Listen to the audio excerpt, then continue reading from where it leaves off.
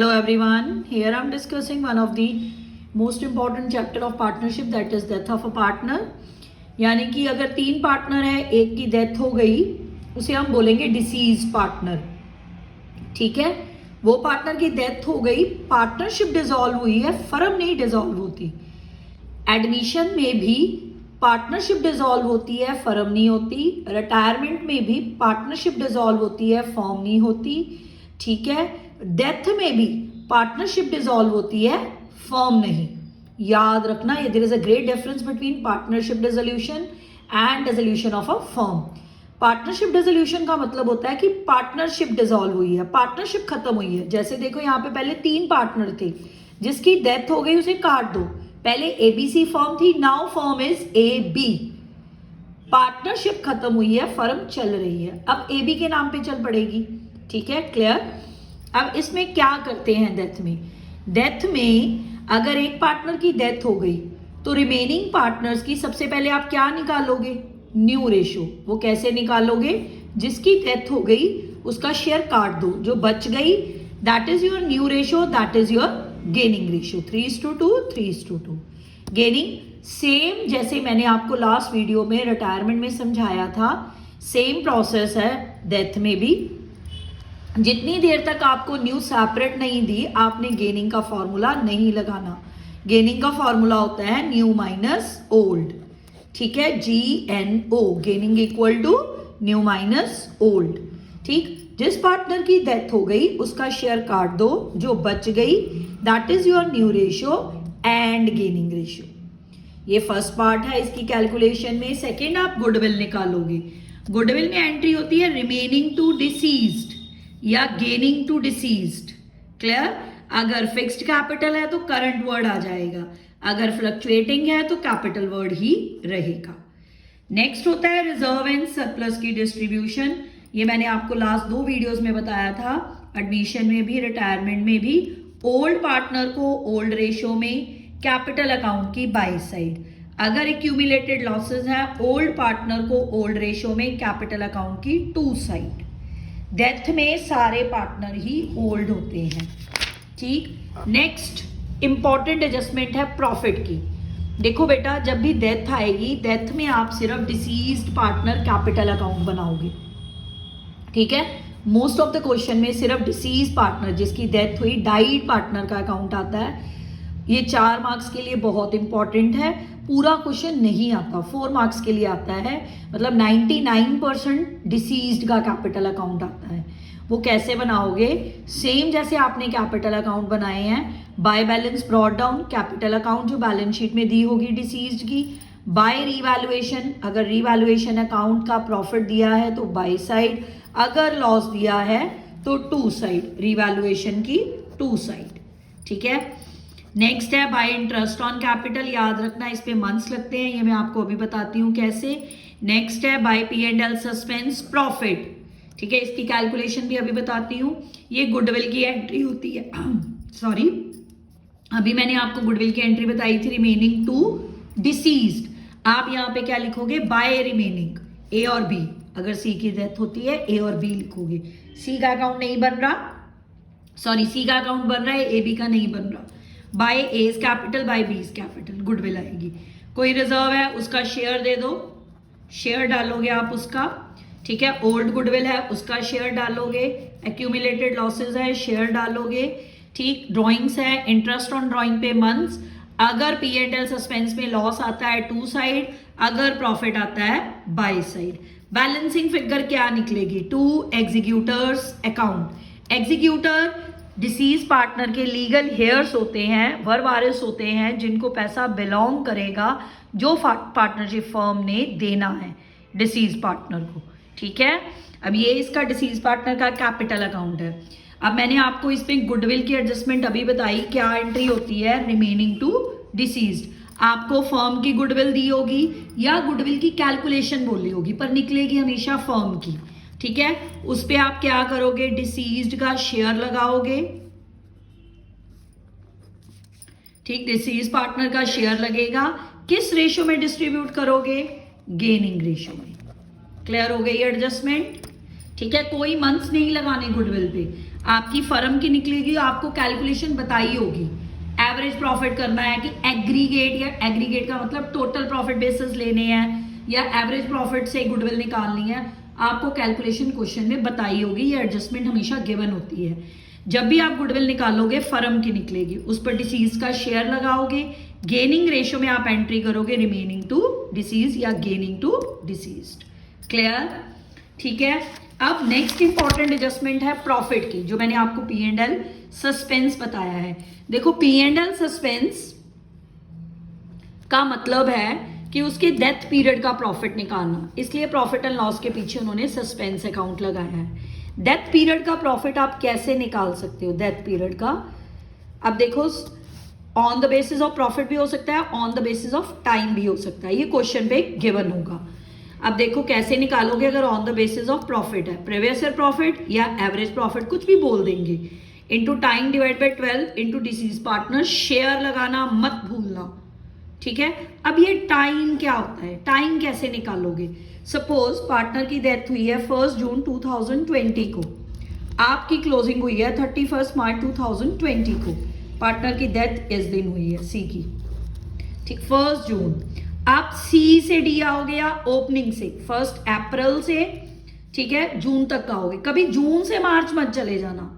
ठीक है, मतलब उसकी जो डेथ की डेट दी होती है उससे आपने क्लोजिंग पे नहीं जाना, आपने ओपनिंग से डेथ की तरफ आना है, डेथ डेट की तरफ, या क्लोजिंग डेट से डेथ की तरफ, सी टू डी जाना है आपने, या ओ टू डी,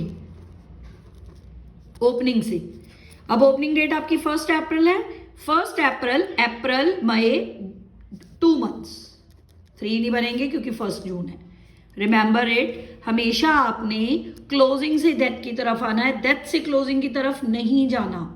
ठीक है, आपका जिस साल ईयर क्लोज हुआ है, अगर कैलेंडर ईयर है तो 31 दिसंबर को क्लोजिंग होगी, अगर फाइनेंशियल ईयर है तो 31 मार्च को होगी। ठीक, तो क्या होगा, आप अप्रैल से जून तक का टाइम पीरियड गिनोगे, जून से मार्च नहीं जाना। ठीक है, 2 मंथ्स बने, यहाँ पे 2/12 आ जाएगा। क्लियर? टाइम पीरियड ऐसे गिनना है।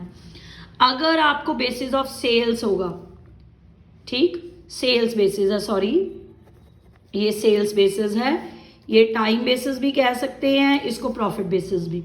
Profit upon total sale into sales till death into deceased share, deceased partner का शेयर जरूर लगाना है P and L suspense calculate करते टाइम। इस टाइम पीरियड पे मंथ्स तभी लगेंगे अगर आपको ये सेल्स ना गिवन हो। ये मैं आपको एग्जांपल में करवाऊंगी अभी। सिंपल फॉर्मूला याद रखना, प्रॉफिट यानी कि total profit upon total sale into sales till death, या death period sale into deceased share. Clear?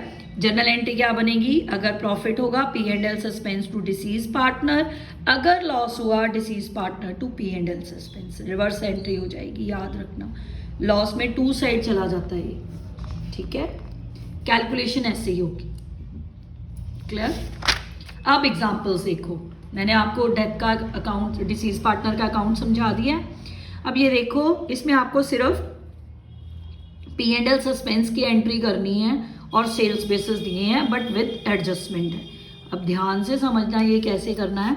NSD 3 partner है, 3:4:3 इज योर रेशियो। डी की डेथ हुई है, डाइड कौन है? डी। ठीक है, कब डेथ हुई इसकी? 1 फेब को। क्लोजिंग हमारी 31 मार्च को एवरी ईयर। उसने बोला है कि डी का शेयर ऑफ प्रॉफिट निकालो on the basis of sales या टर्नओवर। एक ही बात है, टर्नओवर को सेल्स बोलते हैं। Sales for the year ended 31 March 2022 was 10 lakh. पूरे साल की हमें टोटल सेल्स दे रखी हैं। टोटल प्रॉफिट सेम ईयर का 1,20,000 दे रखा है, पर साथ में 2 एडजस्टमेंट है। उसने बोला है सेल्स में पॉजिटिव ट्रेंड है 20% का, प्रॉफिट रिड्यूस हो रहा है 2%। ऊपर हमें अमाउंट दे रखा है, जो ट्रेंड है वो परसेंटेज में दे रखा है। ठीक है, आप पहले क्या करोगे, आप प्रॉफिट सेल्स की एक रेशियो बना लोगे, प्रॉफिट अपॉन सेल्स इनटू 100 12% आ जाएगा। वो हमने फॉर्मूला है ना हमारा सेल्स बेसिस का, profit upon sales into death period sale into deceased share. ठीक है, हमें यहां पर डेथ पीरियड की सेल्स नहीं गिवन। 1 फेब को उसकी डेथ हुई है, डी का शेयर है 3/10। ये हमें गिवन है profit upon sale 1,20,000 upon 10 lakh. मैंने इसे परसेंटेज में इसलिए कन्वर्ट करा क्योंकि जो हमें ट्रेंड दे रखा था इंक्रीजिंग ट्रेंड, वो परसेंटेज में है। ठीक है, और प्रॉफिट, ये मैंने प्रॉफिट की रेशो निकाली है और प्रॉफिट भी परसेंटेज में रिड्यूस हो रहा है। हमारी प्रॉफिट शेयरिंग रेशो आ गई, प्रॉफिटेबिलिटी रेशो आ गई 12%। अब 2% रिड्यूस हुआ ना प्रॉफिट अर्निंग, ठीक है, 10% आ गई आपकी विद एडजस्टमेंट रेशो। अब इसके बाद सेल्स में उसने बोला 20% अपवर्ड है। सेल्स हमारे पास कितनी है? 10 लाख की। 10 लाख प्लस 20% ऑफ 10 लाख, हमारी टोटल सेल अपवर्ड ट्रेंड के साथ 20% हो गई फुल ईयर की। पर हमें डेथ पीरियड सेल चाहिए, हमें तो पूरे साल की पता है। हम क्या करेंगे, टाइम पीरियड लगा देंगे डेथ पीरियड सेल कैलकुलेट करने के लिए। अब ये मैंने 10 मंथ्स कैसे निकाले, उसकी डेथ कब हुई? 1 फेब को 2023 को। हमारी क्लोजिंग कब हुई? 31 मार्च 2023 को। ओपनिंग 1 अप्रैल 2023 को। टाइम पीरियड काउंट करो, अप्रैल, मई, जून, जुलाई, अगस्त, सितंबर, अक्टूबर, नवंबर, दिसंबर, जनवरी, पूरे 10 मंथ्स। 1 फेब है, ठीक है। 10/12 C/D गए या O/D गए, ओपनिंग से डेथ की तरफ आए हो, ऐसे 10 मंथ्स आए हैं। 10/12 करो, 10 लाख आपकी डेथ पीरियड सेल आ गई। ठीक है, क्लियर? ठीक, अब डेथ पीरियड सेल पे अपनी प्रॉफिट रेशो लगाओ 10% जो हमने निकाली थी, क्योंकि प्रॉफिट अपॉन सेल्स अगर हमें परसेंटेज में गिवन हो तो हम अमाउंट नहीं लेते, डायरेक्ट अपनी परसेंटेज लगा देंगे डेथ पीरियड सेल पर। डेथ पीरियड सेल पे 10% लगा, उसका शेयर कितना था डिसीज का? 3/10, उसका प्रॉफिट आ गया 30,000। एंट्री आ गई P&L suspense to D's capital account 30,000। Clear? याद रखना, अगर परसेंटेज में हमें प्रॉफिट गिवन हो तो हम डेथ पीरियड पे डायरेक्ट परसेंटेज लगाते हैं, अमाउंट नहीं लगाना। क्लियर है? ध्यान से देख लो। ये क्वेश्चन था 20% पॉजिटिव ट्रेंड है सेल्स में, 2% प्रॉफिट रिड्यूस है।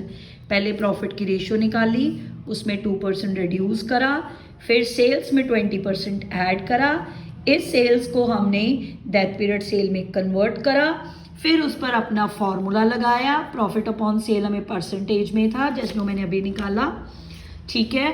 फिर 3/10 उसका शेयर निकाला, P&L सस्पेंस आ गया। क्लियर हो गया?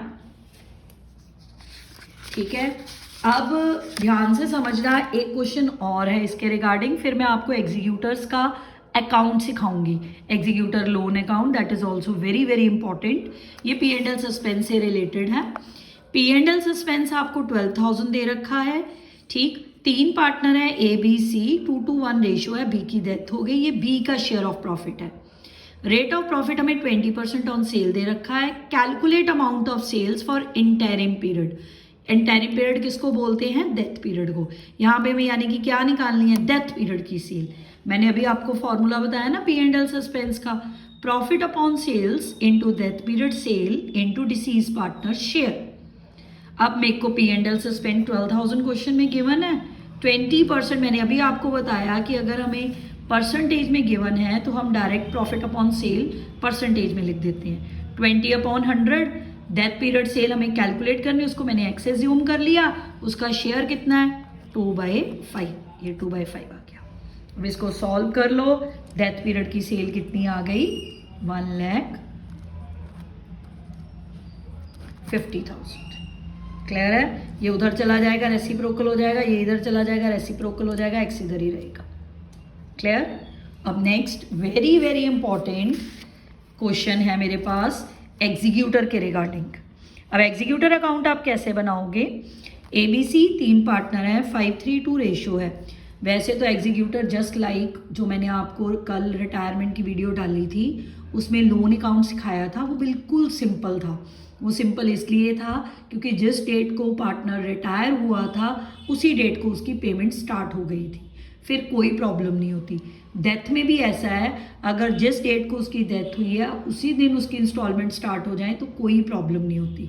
सिंपल एग्जीक्यूटर अकाउंट बनेगा, जैसे मैंने कल वीडियो में आपको रिटायरमेंट का लोन अकाउंट सिखाया था। But this is a different. ये डिफरेंट क्यों है? यहाँ ए पार्टनर की डेथ हुई है 30 जून को, ठीक है, उसके ड्यूज निकाले तो 8,40,000 बनते हैं, उसमें से 2,40,000 आपने इमीडिएटली पे कर दिए in the form of furniture. जो बैलेंस था वो 3 इक्वल इंस्टॉलमेंट में देना है। और स्टार्टिंग कब करनी है? डेथ उसकी 20 को हुई, आप पेमेंट स्टार्ट कर रहे हो नेक्स्ट ईयर, सेम डेट नहीं ना, डेट सेम है, ईयर सेम नहीं है, ठीक है। और आपकी क्लोजिंग कब होगी? 31 मार्च को।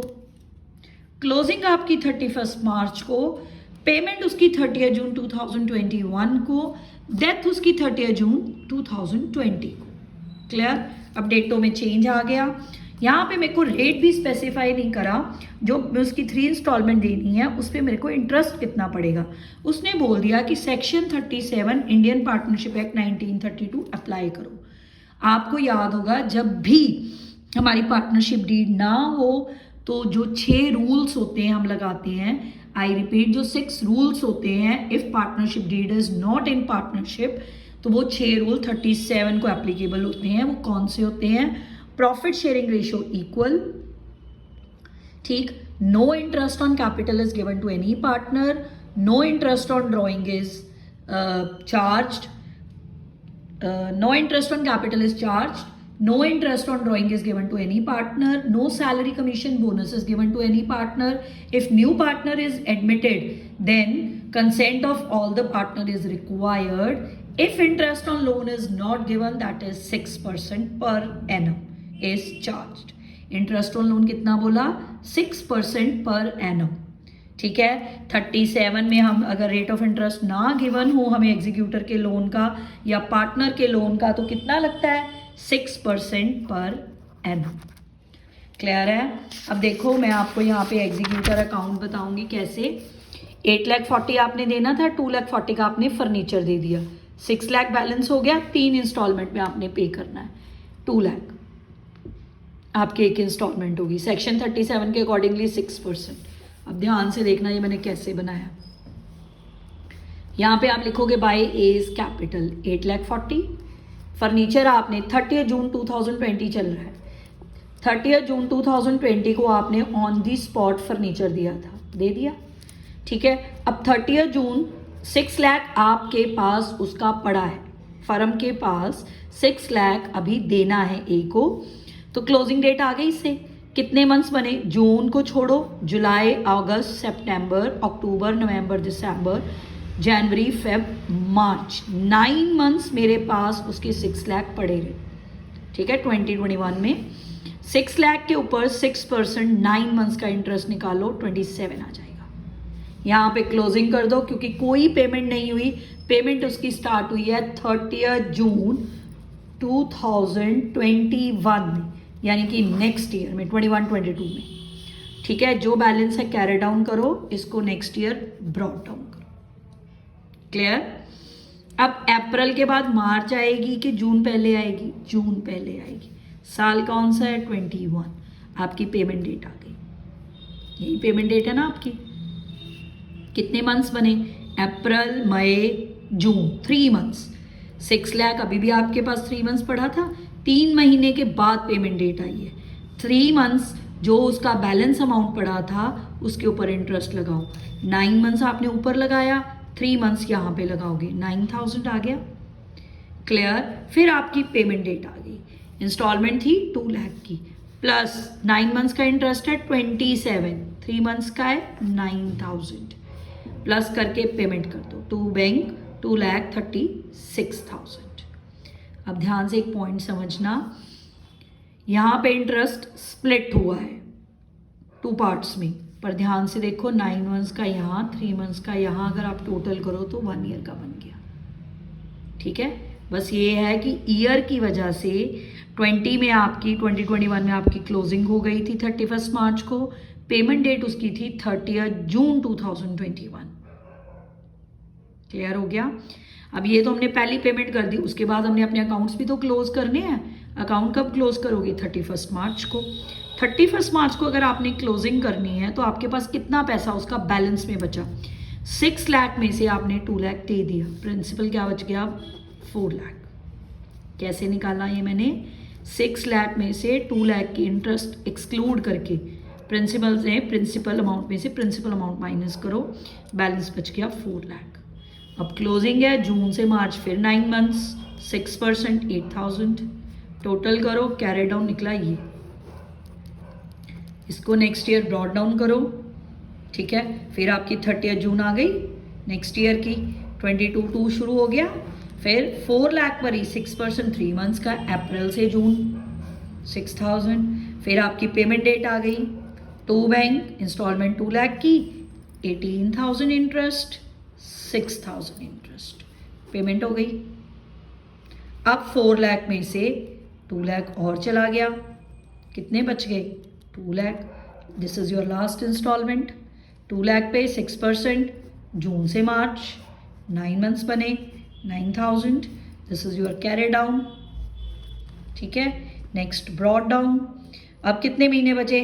आपके अप्रैल से जून पहले आएगी, पेमेंट डेट आ गई, 2 लाख पे 6% 3 मंथ्स का इंटरेस्ट निकालो, अप्रैल टू जून 3000 आ गया।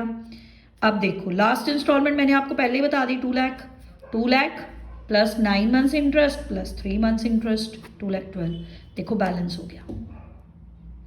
मैंने आपको लोन अकाउंट में समझाया था ना, जब लास्ट इंस्टॉलमेंट होती है उसमें बैलेंस कैरी डाउन नहीं आता, पेमेंट हो जाती है। ध्यान से देखो, तीनों इंस्टॉलमेंट देखो, फर्स्ट, सेकेंड, थर्ड। क्लियर है? फर्स्ट में आपने उसको सिर्फ फर्नीचर अकाउंट दिया था, यहाँ पे फर्नीचर दिया था। क्लियर हो गया? ठीक है, बैलेंस हो जाएगा। This is all about death, ठीक है। एग्जीक्यूटर अकाउंट भी इंपॉर्टेंट है, पार्टनर का अकाउंट भी इंपॉर्टेंट है, P&L सस्पेंस की कैलकुलेशन भी। वीडियो को ध्यान से देखना, पूरी तरह समझना। Thank you very much.